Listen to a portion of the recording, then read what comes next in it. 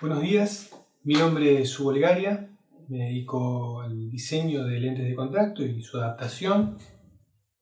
Quiero agradecer a Carlos Mayoral por la confianza, por haberme invitado a participar nuevamente de clase. Me siento realmente muy honrado por esta invitación. Y en esta oportunidad voy a dar una presentación sobre topografía corneal y su aplicación en el campo de las lentes de contacto. La idea es enfocarnos en cómo extraer información que nos sea de utilidad para poder calcular una lente en base a la topografía. No es tanto el análisis de la topografía en sí, sino saber qué cosas son las que tenemos que considerar más importantes de la topografía para poder lograr una buena adaptación. Cuando trabajamos con topografía tenemos que saber que tenemos 4 mapas disponibles, 2 de curvaturas, el axial y el tangencial, el de elevación que hace referencia a una esfera que trata de representar matemáticamente de la mejor manera posible la córnea, y sobre esa esfera nos da información en cuántas micras estamos para arriba o para abajo con el tejido corneal, y el mapa refractivo que le da una entidad óptica a la córnea y por lo tanto nos da una representación de potencia refractiva en cada zona. Pero digamos que concentrándonos en lo que respecta a la adaptación, geometría y calce, los mapas que más información nos dan son el axial, el tangencial y el de elevación. El mapa de axial y el tangencial o instantáneo se diferencian fundamentalmente en las condiciones matemáticas que se le ponen al software para que genere la representación. En caso del mapa axial, se le pone como condición que todas las superficies que se generen tienen que tener eje de rotación en el centro de eje visual, digamos. Por lo tanto, vamos a ver las zonas que tengan más irregularidad bastante suavizadas, especialmente en palmes de trasplantes, córneas con anillos intraestromales. Todas esas superficies que tienen algún tipo de ondulación, en mapa axial se ven suavizadas. Es de gran utilidad para ver en forma global cuál es la geometría que tiene una córnea, si es una ectasia, si es una córnea regular, pero digamos que no tiene ese detalle en las zonas periféricas que por ahí sí nos da el mapa instantáneo o el tangencial. En este caso, ya la condición de que las superficies que representan a la córnea tengan su eje de rotación en el centro no está. Por lo tanto, hay multiplicidad de curvaturas que van a completar esa forma y nos van a dar más precisión en las zonas periféricas. Fíjense cómo en esta imagen ese círculo de un radio muy pequeño representa muy bien cómo la córnea se cierra en donde está el fin del injerto. Ese detalle lo vamos a ver en la topografía con colores muy cálidos, justamente representando un radio de curvatura muy cerrado, que en una topografía axial no se llega a ver. Entonces, en el mapa tangencial tenemos mejor observación de irregularidades, más precisión en la zona periférica y además es de gran utilidad para determinar el tamaño que tiene una ectasia.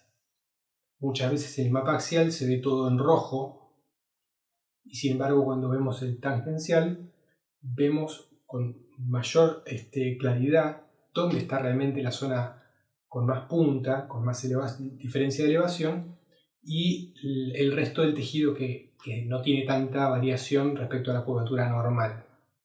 Entonces nos ayuda a identificar el diámetro exacto de la zona con más irregularidad. El mapa de elevación es el que, desde mi punto de vista, nos da más información y el más importante.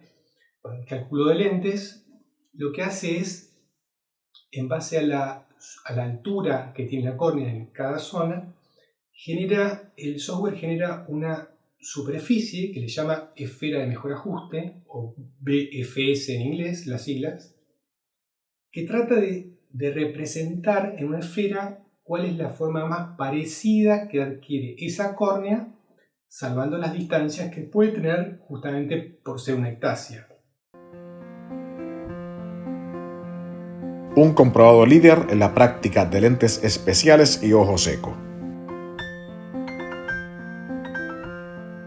Cuando la precisión importa.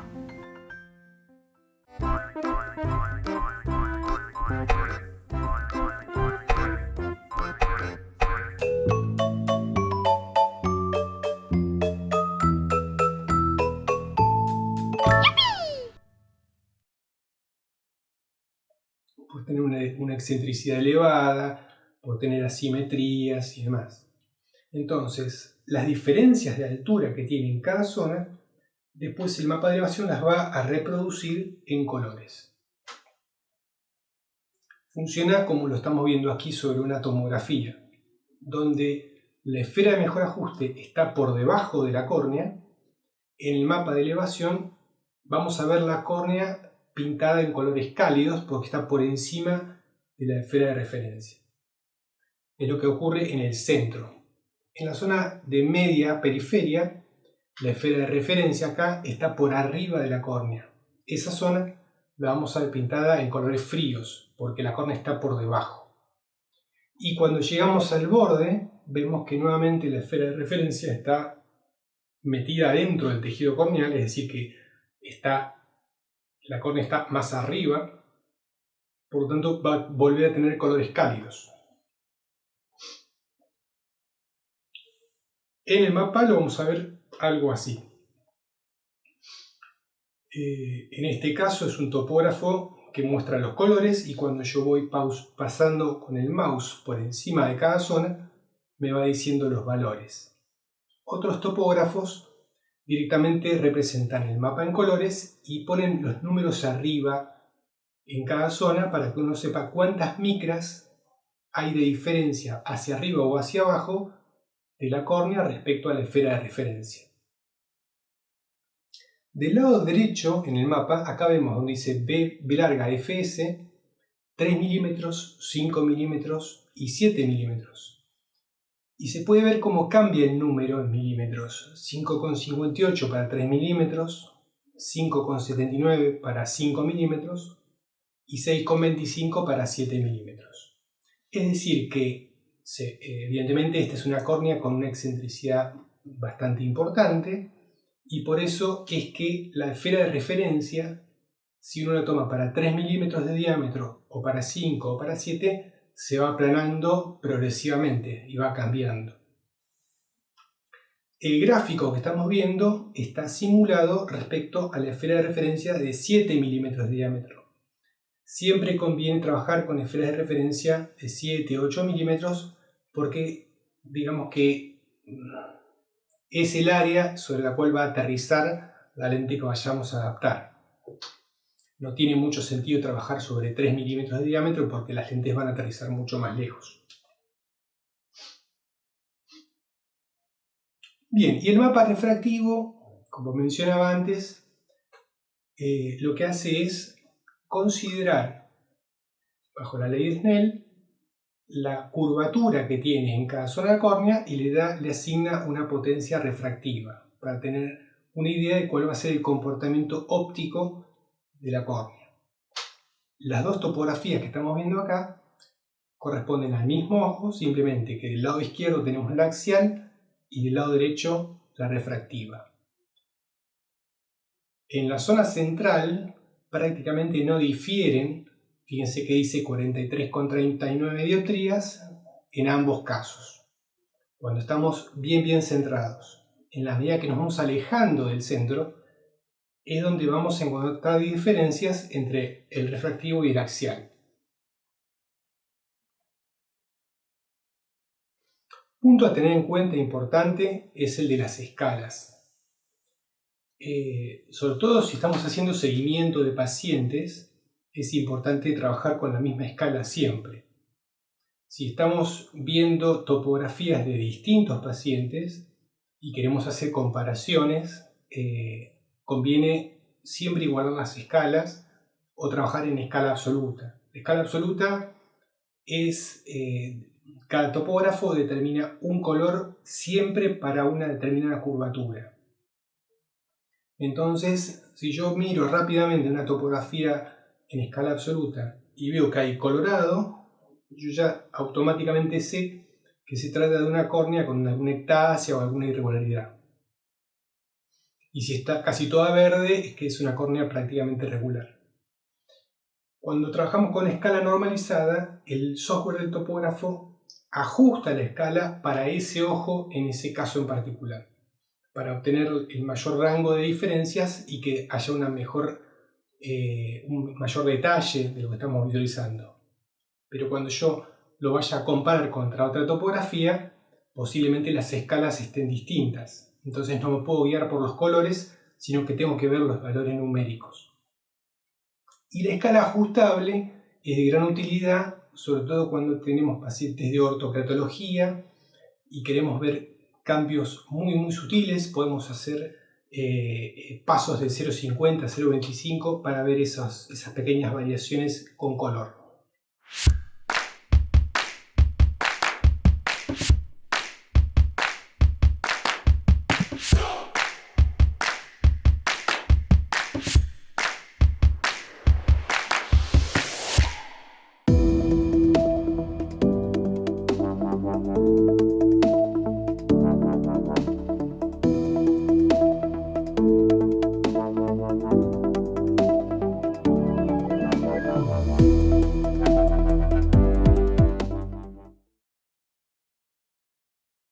Bien, yendo directamente a lo que sería la aplicación de la topografía para la adaptación de lentes, hay dos formas de trabajo. Una es mediante el software de simulación de adaptación de lentes que prácticamente traen incorporados todos los topógrafos en el mercado, pero eso significaría que uno trabaja con el topógrafo, uno tiene acceso al topógrafo para acceder a ese software. La otra forma de trabajo es cuando uno recibe el reporte de la topografía que lo trae el paciente, pero tiene impreso, no tiene acceso a trabajar con el software. Según cuál sea nuestra situación, lo vamos a manejar de una manera distinta.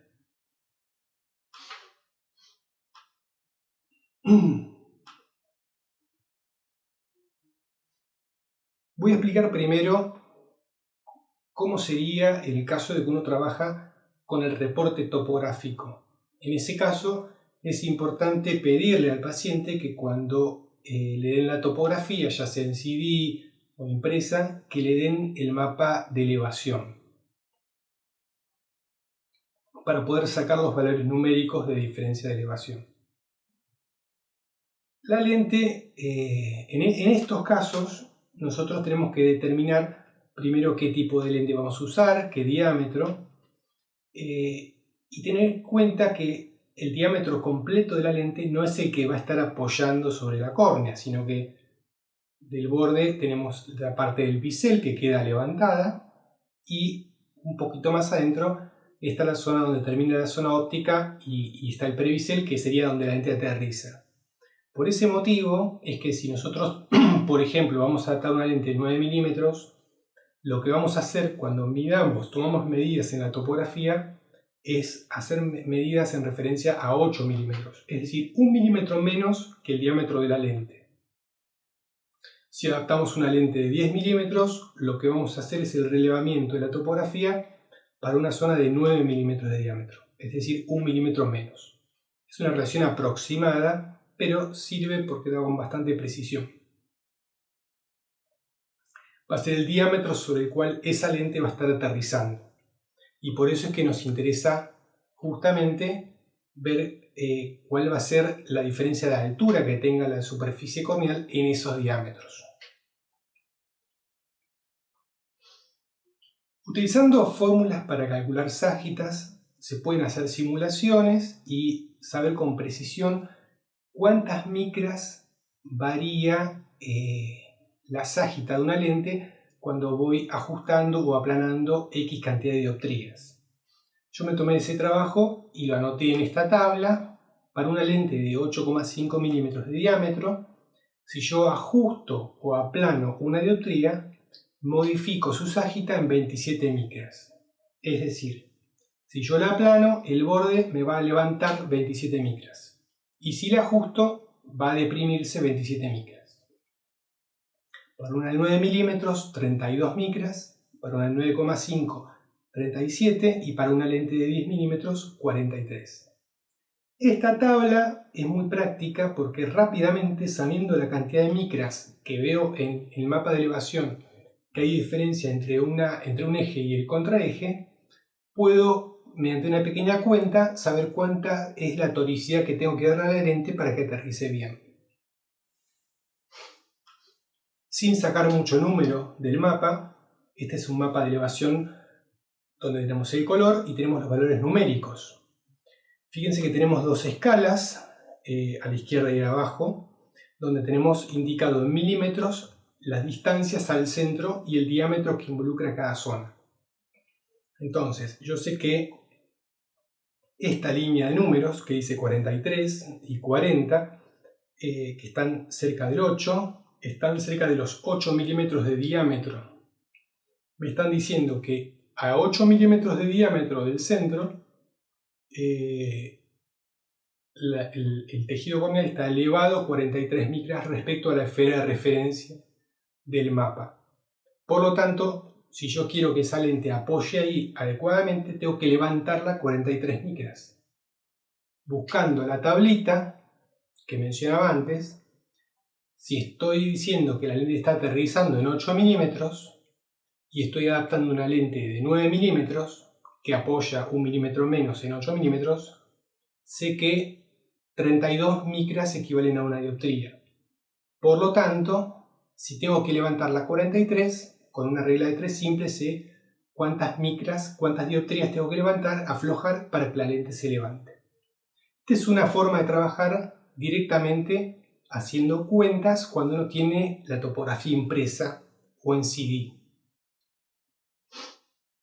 Si uno tiene la posibilidad de trabajar con el software, es más fácil, porque uno puede hacer la simulación fluoroscópica y en la simulación ya directamente sacar estas cuentas o simularlo. En este caso es una córnea con un astigmatismo de 2 dioptrías aproximadamente, y esta es una simulación de una lente esférica donde claramente vemos que está apoyando en el eje plano. Estoy midiendo, ahí en el centro tengo 27 micras de elevación, es el TLT central. La lente apoya, aquí es lo que estoy viendo en el gráfica de perfil. Whether you're helping your patients with the daily irritation of dry eyes or combating other ocular surface diseases, Boston Sight Sclero has the data-backed science and experience to help them see the world through a whole new lens.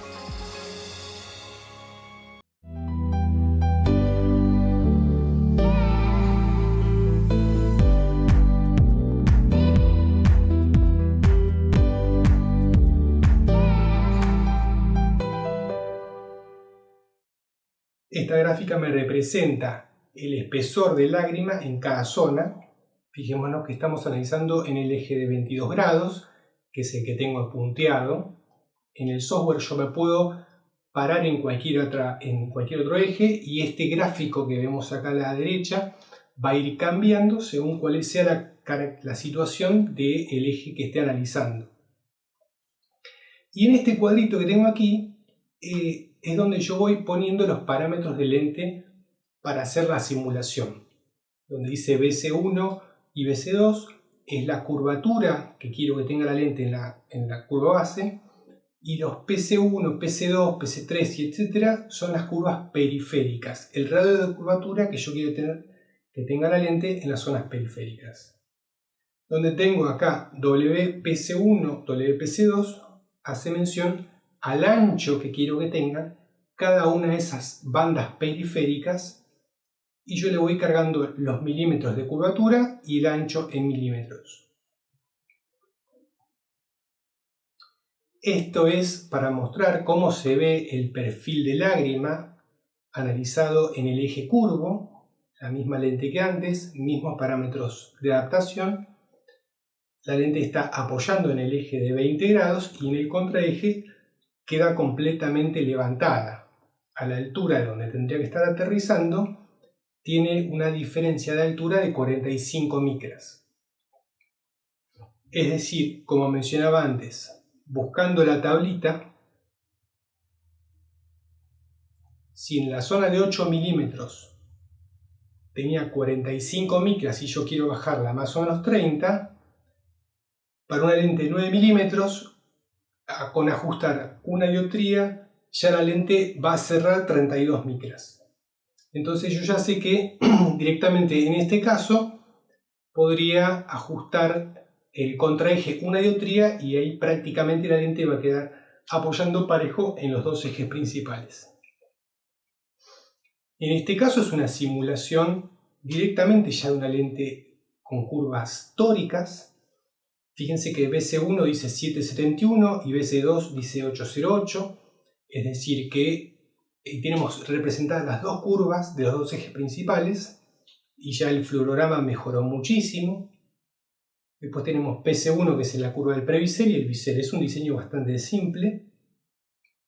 Y vemos en 23 y en 113 grados cómo los perfiles de lágrimas son bastante homogéneos, tienen un buen aterrizaje y un despeje central de unas 27 micras en promedio, ¿sí? Esa es una simulación a través del software. ¿Por qué hablo bastante del tema del software? Este software está prácticamente en todos los topógrafos. De hecho, hay topógrafos que ya vienen con diseños precargados de lentes de uso comercial para que uno elija la marca con la que trabaja, con la que tiene cajas de prueba, y hasta incluso el software genera una lente ideal y hace la simulación para que uno vea cómo quedaría. Si uno le gusta diseñar su propia lente, puede jugar con esta tabla e ir poniendo los parámetros que desee, viendo cómo se altera la simulación fluoroscópica. Es de gran utilidad y reduce el tiempo de adaptación y la necesidad de hacer cambios. Como consideraciones importantes en el caso de las topografías, lo importante es tener una buena topografía. Acá estamos viendo en la imagen una topografía con exceso de lágrima, los párpados no están completamente abiertos, se hace un charco abajo, ese charco genera una deformación del reflejo que produce una alteración en la topografía. Entonces es importante abrir bien los párpados, revisar que no haya exceso de lágrima, que no esté el ojo muy seco, porque también si está seco tenemos una mala imagen. En los casos donde haya leucoma, opacidades, podemos poner un poquito de lágrima, o si no podemos colocar una lente de contacto desechable de muy baja graduación, bien delgadita, y sobre eso hacer una topografía que también sirve. Es importante buscar las herramientas que tengamos al alcance para tener la mejor topografía posible, porque sobre eso es lo cual vamos a poder trabajar en la adaptación. Bueno, ante cualquier duda, consulta, dejo mi mail y espero que les haya resultado de interés y espero verlos pronto. Muchas gracias a todos.